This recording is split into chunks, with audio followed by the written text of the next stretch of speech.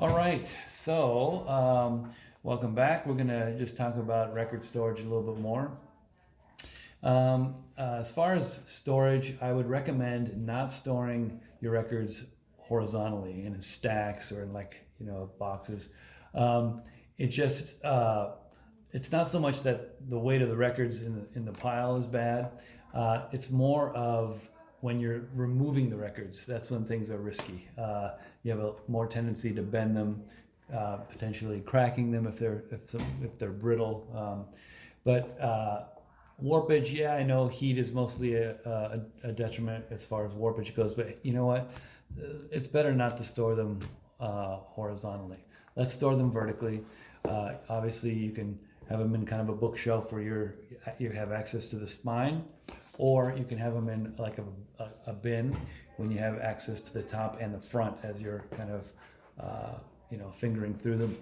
So the other thing is as far as the slots go. So think about where you're going to be storing. Is it vertically in a bin or vertically in a bookshelf? Okay, we'll come back to that later. And then look at the slot here. So first of all, as far as the slit goes, you don't want to have that.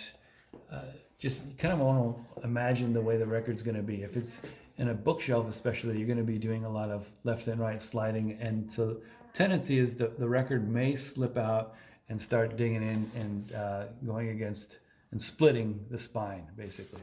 So if we're storing our records, well, either way, horizontally, but especially if you're in a bookshelf type situation, let's not have the record against the spine.